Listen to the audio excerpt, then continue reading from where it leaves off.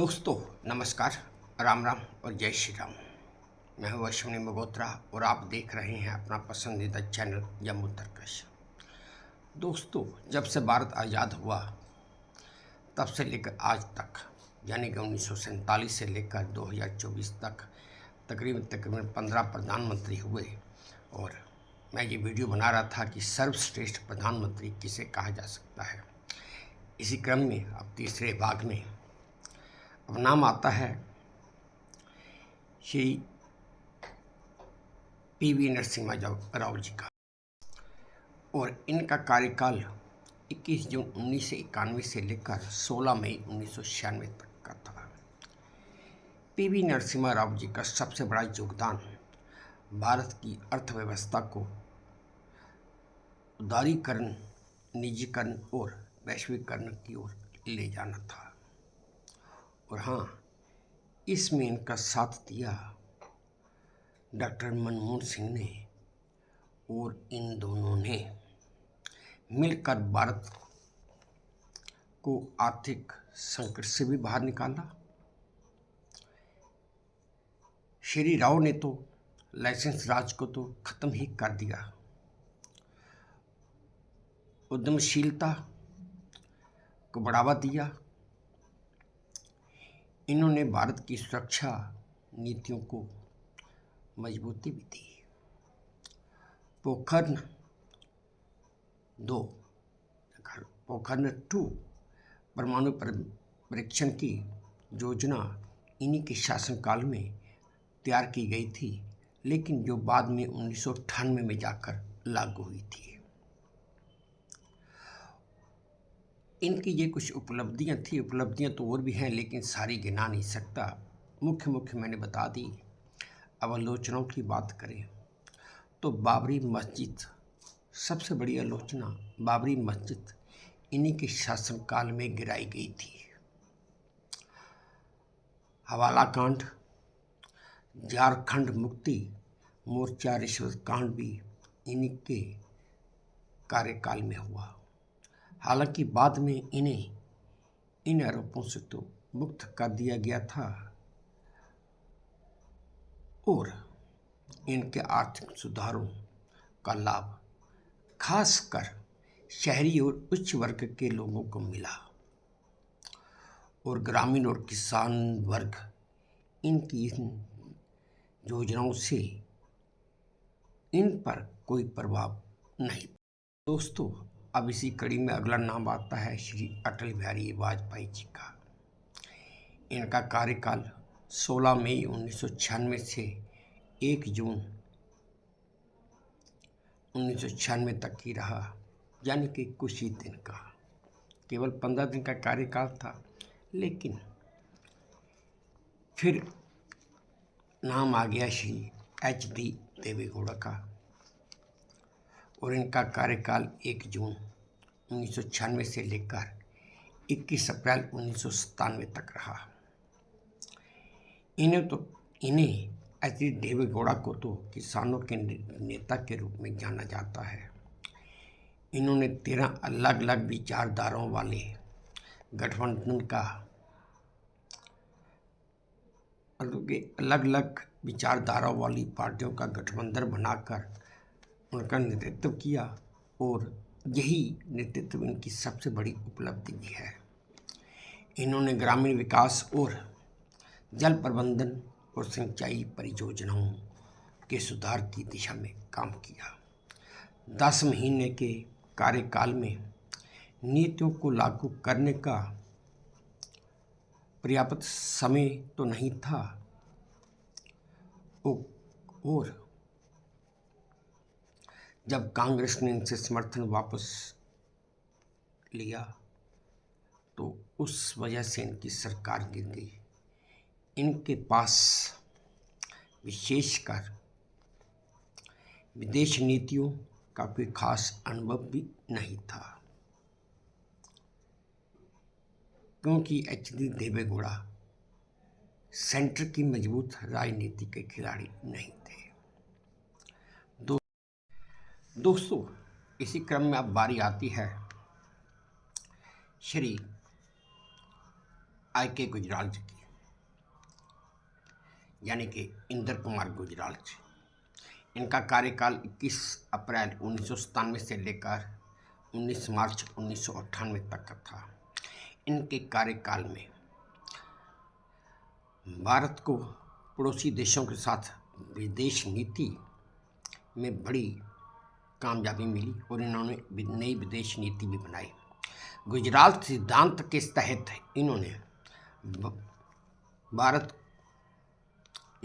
यानी कि भारत ने अपने छोटे छोटे पड़ोसी देशों को बिना शर्त सहायता और सहयोग प्रदान किया और ये कदम भारत की कूटनीति में बहुत ही बड़ा और बहुत ही महत्वपूर्ण कदम माना जाता है। वैसे तो श्री गुजराल अपनी सौम्य और शांत छवि के लिए भी जाने जाते हैं।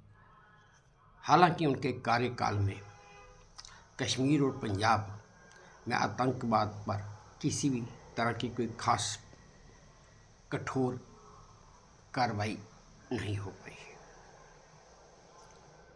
ये उनकी आलोचना थी। दोस्तों, अब इस क्रम में नाम आता है श्री अटल बिहारी वाजपेयी जी का। ये दूसरी बार प्रधानमंत्री बने थे। पहली बार तो सिर्फ 15 दिन के लिए और दूसरी बार इनका ये कार्यकाल 19 मार्च 1998 से शुरू होकर 22 मई 2004 तक रहा। वाजपेयी जी के इसी कार्यकाल में परमाणु टू का परीक्षण करके भारत आधिकारिक तौर पर परमाणु संपन्न शक्ति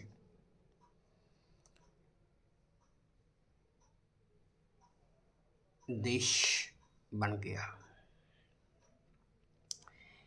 इन्हीं वाजपेयी ने चतुर्भुज परियोजना और प्रधानमंत्री ग्राम सड़क योजनाओं के साथ साथ निजीकरण और उदारीकरण की नीतियों को भी बढ़ावा दिया। भारत और पाकिस्तान के बीच अपने संबंध सुधारने के लिए वाजपेयी ने लाहौर बस यात्रा का आयोजन भी किया। यह अलग बात थी कि पाकिस्तान कभी सुधर नहीं सका। एक बहुत ही महत्वपूर्ण बात वाजपेयी की भाषण शैली और साहित्य प्रेम ऐसा था जिसने उन्हें पूरी दुनिया में ही लोकप्रिय बना दिया।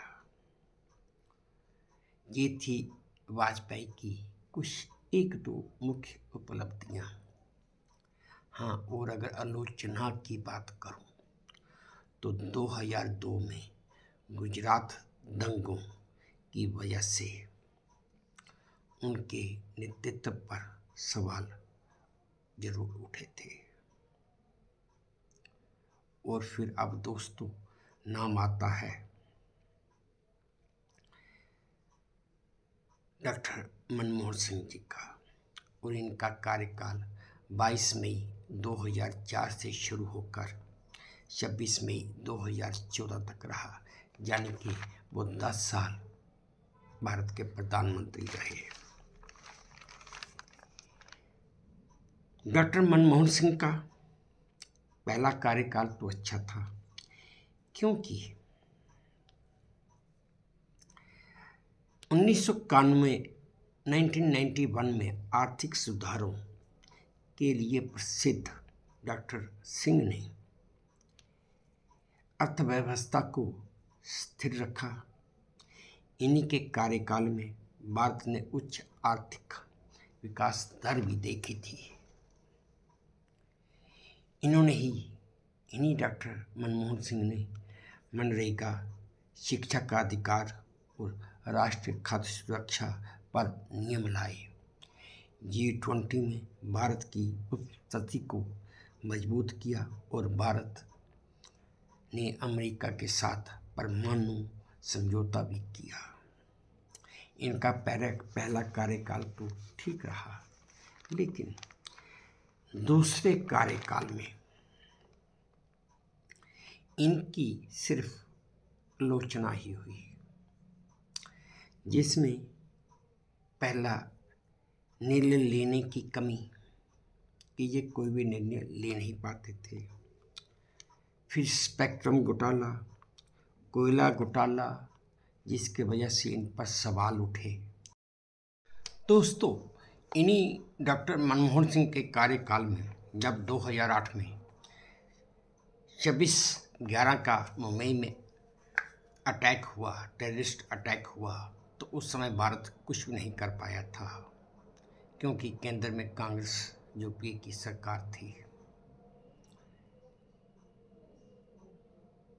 इस अटैक में 166 लोग, जिनमें भारतीय भी थे और कुछ विदेशी नागरिक भी थे, वो भी मारे गए थे और 300 से ज़्यादा लोग घायल हुए थे। ये दुर्घटना भी डॉक्टर मनमोहन सिंह के कार्यकाल में हुई और उन्हीं के नेतृत्व का एक बहुत बड़ा सवाल खड़ा कर गई कि इन्होंने कोई कार्रवाई क्यों नहीं की। ये भी उनकी एक बहुत बड़ी आलोचना है। इन्हीं के कार्यकाल में यानी कि 2013 में जब डॉक्टर मनमोहन सिंह एक अधिनियम लाए थे, जो कि सुप्रीम कोर्ट के फैसले को पलटने के लिए लाया गया था कि भाई अगर किसी सांसद को सज़ा 2 साल से ऊपर सज़ा होती है तो उसकी सदस्यता उसी वक्त इमीडिएटली ख़त्म हो जाएगी, रद्द हो जाएगी। जिसके बाद में 2013 में ही राहुल गांधी ने एक प्रेस कॉन्फ्रेंस में बकवास कहकर और वो अधिनियम फाड़ के फेंक दिया था, जिसकी वजह से सरकार को वो अधिनियम वापस लेना पड़ा था। हालांकि अगर उस समय मनमोहन सिंह चाहते तो कह सकते थे कि वे एज ए प्राइम मिनिस्टर मेरा ये अधिनियम, सरकार का ये अधिनियम राहुल गांधी को फाड़ने का कोई अधिकार नहीं था। ये भी उन पर एक बहुत बड़ा प्रश्न चिन्ह लगा गया। और दोस्तों, अब आखिर में इसी क्रम में बारी आती है भारत के 15वें प्रधानमंत्री श्री नरेंद्र भाई मोदी की। इनका ये कार्यकाल 26 मई 2014 से शुरू हुआ था, जो आज तक चल ही रहा है। मोदी ने वैश्विक स्तर पर भारत को एक मजबूत नेतृत्व प्रदान किया है, ये तो दुनिया भी मानती है। Digital India, make in India, smart city, Ujjwal Yojana और जन धन जैसी योजनाएं लागू की। संयुक्त राष्ट्र में अंतर्राष्ट्रीय योग दिवस की स्थापना भी की। G20 और ब्रिक्स जैसे ब्रिक्स में भी भारत की स्थिति मजबूत की। आत्मनिर्भरता पर और रक्षा क्षेत्र में स्वदेशी उत्पादन पर जोर दिया। दोस्तों, इन्हीं नरेंद्र भाई मोदी जी के कार्यकाल में जब 26 फरवरी 2019 को बालाकोट एयर स्ट्राइक हुआ, बालाकोट जो पाकिस्तान का शहर था, उस पर जो एयर स्ट्राइक की गई थी, वो सिर्फ 14 फरवरी 2019 के पुलवामा आतंकी अटैक के कारण हुई थी, उसके विरुद्ध की गई थी, जिसमें 40 भारतीय सैनिकों की जान चली गई थी। और 12 दिन बाद ही नरेंद्र मोदी ने ये पूरी दुनिया को दिखा दिया था कि भारत किसी को कुछ कहता नहीं है, लेकिन अगर कोई छेड़ेगा या कुछ करने की हिम्मत करेगा तो भारत अब वो देश है जो उसके घर में घुस के उसे सबक भी सिखाएगा और नेस्तो नबूत भी करेगा। ये भी एक नरेंद्र भाई मोदी की बहुत बड़ी उपलब्धियों में गिना जाता है, क्योंकि किसी भी दूसरे देश पर अगर किसी तरह की कोई स्ट्राइक करनी हो, उसके लिए दृढ़ फैसले, सख्त फैसले लेने के लिए दृढ़ इच्छा शक्ति की ज़रूरत होती है, जो नरेंद्र भाई मोदी ने अपने आप में दिखाई है। और इस बात का लोहा तो पूरी दुनिया भी मानती है कि अगर अब आज की तारीख में कोई भारत को छेड़ेगा तो भारत घर में घुस के मारेगा। हाँ, नेतृत्व जरूर नरेंद्र भाई मोदी का है, भारत सरकार का है, लेकिन लड़ने वाली जो फौज या जो आर्मी या जो नौसेना है या जो थल सेना है, वो तो हमारे जांबाज सिपाही ही हैं। सलाम करो और हमें हर वक्त, हर हाल में और हर कीमत पे इन जांबाज सिपाहियों को सलाम करना चाहिए कि जो अपने परिवार से हजारों मील दूर बैठकर हम लोगों की रक्षा करते हैं। हमें अपने भारत देश की जितनी भी आर्मी है या जितनी भी डिफेंस फोर्सेस हैं, हम सबको उनकी तहे दिल से रिस्पेक्ट और उनका शुक्रिया अदा करना चाहिए। लेकिन बड़े अफसोस और बड़े दुख के साथ मैं एक बात ये भी कहना चाहता हूँ कि हम लोगों में, सभी में तो नहीं कहूँगा, लेकिन कुछ लोगों में ये जज्बा बिल्कुल भी नहीं है। बड़े अफसोस की बात है, और ख़ास करके हमारे कुछ राजनेताओं में ये जज्बा तो है ही नहीं। उनको तो सिर्फ अपनी राजनीति से ही मतलब है, जो बिल्कुल और बिल्कुल ही गलत है। हो चुका है इतनी 10 साल की, अब आलोचनाएं भी देख लें। अगर आलोचनाएं अभी तक तो यही आलोचनाएं सामने आती हैं कि इन्होंने नोटबंदी जीएसटी लागू करने के लिए के तरीके और बढ़ती असहिष्णुता पर सवाल उठना और कृषि कानूनों को लेकर व्यापक विरोध। दोस्तों, ये इनकी कुछ आलोचनाएं हैं जो उनकी कार्यशैली पर सवाल भी उठाती हैं।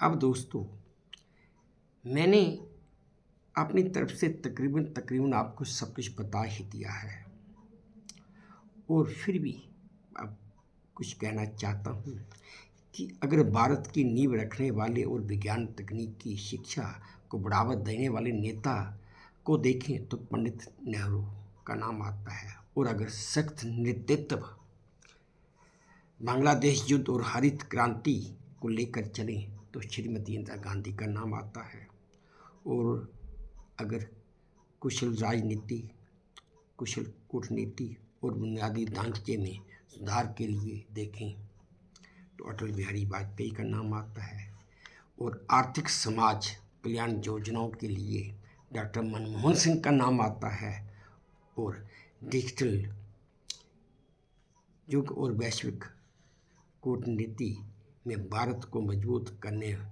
वाले के तौर पर देखें तो नरेंद्र भाई मोदी का नाम आता है। दोस्तों, अब आप खुद ही फैसला करो कि सर्वश्रेष्ठ प्रधानमंत्री किसे कहा जा सकता है, यानी कि पंडित नेहरू,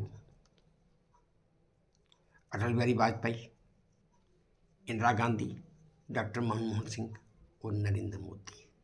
इन पांचों में अपनी अपनी खूबियाँ तो थी, फिर भी हर एक फील्ड में, हर एक क्षेत्र में हर आदमी की, हर प्रधानमंत्री की अलग अलग खूबी थी। आलोचनाएं तो होती ही हैं और खूबी उपलब्धियां भी होती हैं। दोस्तों, मैं अपना वीडियो यहीं पे ख़त्म करता हूँ। अब मैं आप पर छोड़ता हूँ, आप सर्वश्रेष्ठ प्रधानमंत्री किसे मानते हैं। लेकिन अगर मैं दुनिया की बात करूं तो आज की तारीख की बात करूं तो आज की तारीख में पूरी दुनिया, हर कंट्री, हर देश नरेंद्र भाई मोदी को ही एक कुशल राजनेता मानती है, एक ईमानदार और सफल नेतृत्व का मालिक मानती है। दुनिया के हर देश का हर प्रधानमंत्री या राष्ट्रपति नरेंद्र भाई मोदी के नक्शे कदम पर चलना चाहता है।